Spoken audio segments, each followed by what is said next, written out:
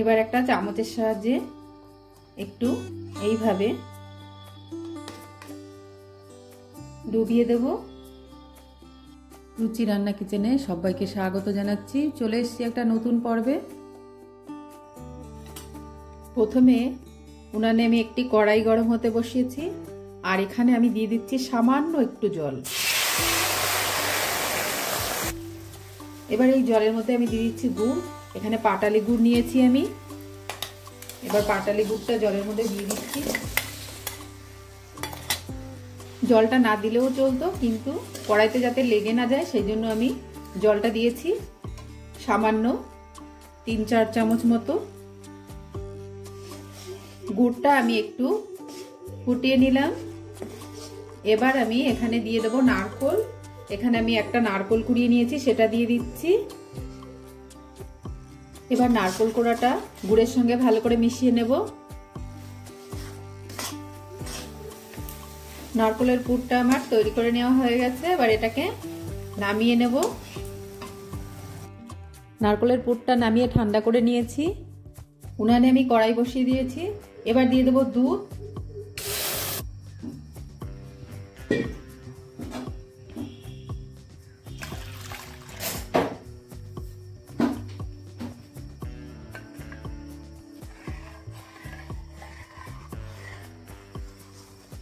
এখানে যে দুধটা নিয়েছি এটা গরুর দুধ, একদম খাঁটি গরুর দুধ।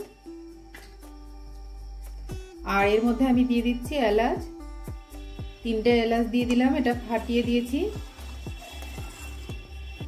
আর এখান থেকে আমি একটু দুধ তুলে নিচ্ছি এই বাটিটার মধ্যে। একটু দুধ তুলে নিলাম।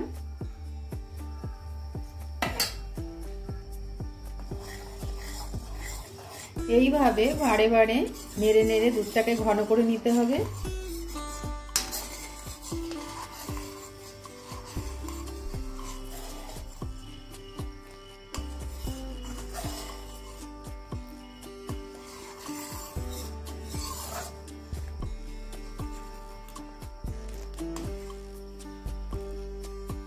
দুধটা আমি ঘন করে নিয়েছি। আর এই দুধের মধ্যে, আর যে দুধটা আমি বাটিতে তুলে রেখেছিলাম, এই দুধের মধ্যে আমি দিয়ে দিচ্ছি কর্নফ্লাওয়ার 1 টেবিল চামচ।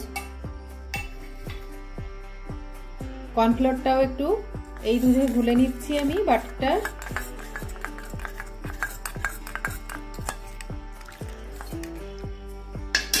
এবার এটাকে আমি মিশিয়ে দিচ্ছি।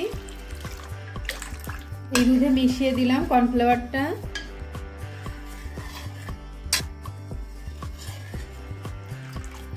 কর্নফ্লাওয়ারটা দেওয়ার পরে আমি একটু গ্যাসের ফ্লেমটাকে লোতে করে দিয়েছি একদম।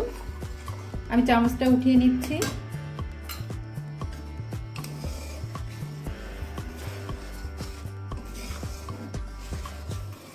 দেখুন কত গাঢ় হয়ে গেছে, পাশে সর পড়ে গেছে।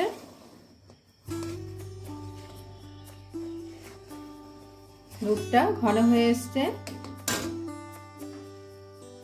এই অবস্থায় আমি এখানে দিয়ে দিচ্ছি গুঁড়ো করে নেওয়া চিনি।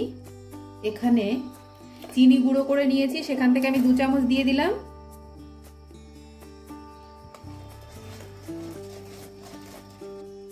দুধটা কতটা ঘন হয়ে গেছে সাইডগুলোতে দেখলে বুঝতে পারবেন।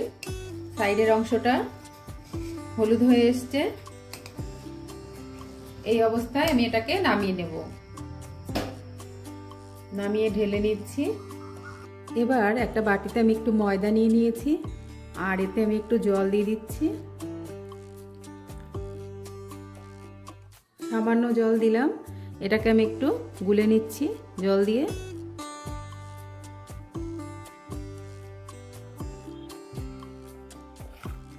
খুব পাতলা হবে না, এরকম একটা ব্যাটার তৈরি করে নিতে হবে। ঠিক এরকম একটা ব্যাটার তৈরি করে নিলাম। এবার নিয়ে নিয়েছি আমি স্লাইস রুটি। আর এই স্লাইস রুটিটাকে আমি একটু কেটে নেব সাইডটা।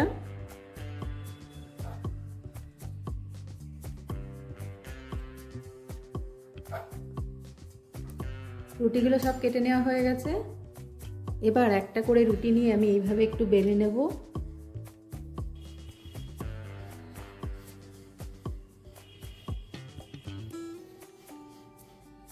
এইভাবে রুটিগুলো সব আমি বেলে নিচ্ছি।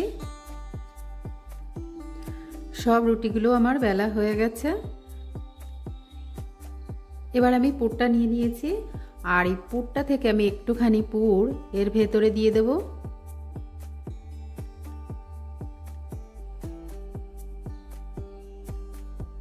এইভাবে পুরটা দিয়ে আমি এর মুখটা বন্ধ করে দেব। যে ময়দাটা আমি গুলে নিয়েছিলাম, এই ময়দাটা আমি চারি সাইডে লাগিয়ে দিচ্ছি।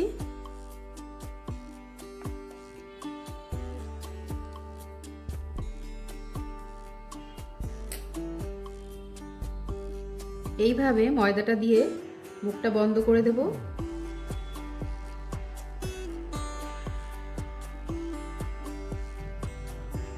একটা আমার তৈরি করে নেওয়া হয়ে গেছে, আরও একটি আমি দেখিয়ে দিচ্ছি। একইভাবে এখান থেকে আমি পুর নেব, নিয়ে এইভাবে ভেতরে দিয়ে দেব। চারি সাইডটা একটু ময়দা মাখিয়ে নিচ্ছি।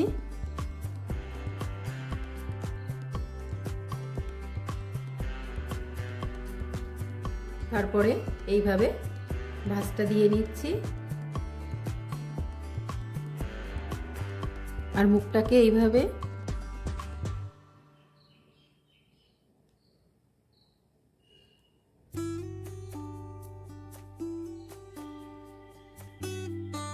ময়দাটা দেওয়া এই কারণে যাতে ভাঁজটা খুলে না যায়। এইভাবে সবকটি আমি তৈরি করে নেব। সবগুলো আমি তৈরি করে নিয়েছি। উনানে আমি একটি ফ্রাই প্যান বসিয়ে দিয়েছি।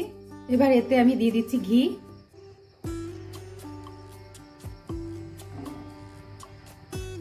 দুই টি চামচ আমি ঘি এখানে দিয়ে দিচ্ছি। ঘিটা গলতে শুরু করেছে।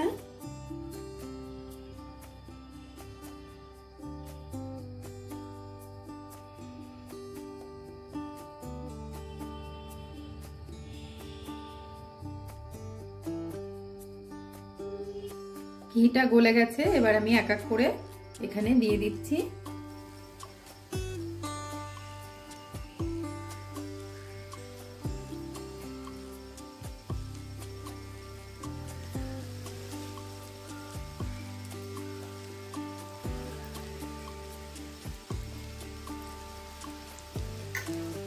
আর এখানে আমি গ্যাসের ফ্লেমটা একদম লোতে রেখেছি।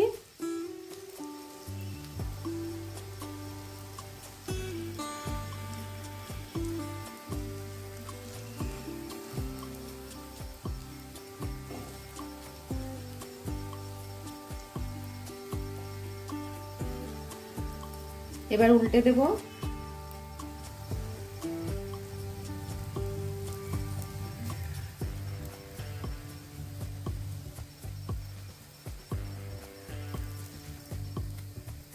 এইগুলো আমার ভেজে নেওয়া হয়ে গেছে, তুলে নেব।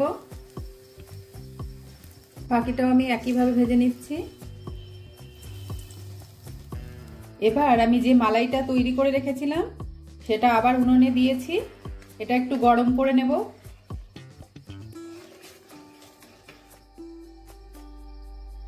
মালাইটা আমার গরম করে নেওয়া হয়ে গেছে। দেখুন কত সুন্দর ঘন হয়েছে মালাইটা, উপর থেকে দেওয়ার সঙ্গে সঙ্গে সরও পড়ে যাচ্ছে। এই রকম হয়েছে ঠিক মালাইটা, দেখলে বুঝতে পারছেন। উঠাচ্ছি, মালাইটা গরম হয়ে গেছে।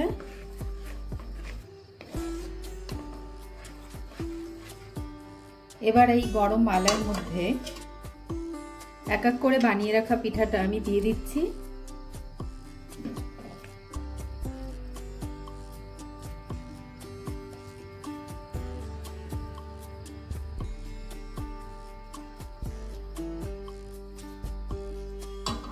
এইভাবে সমস্ত পিঠাটা আমি দিয়ে দিচ্ছি। এবার একটা চামচের সাহায্যে একটু এইভাবে ডুবিয়ে দেব।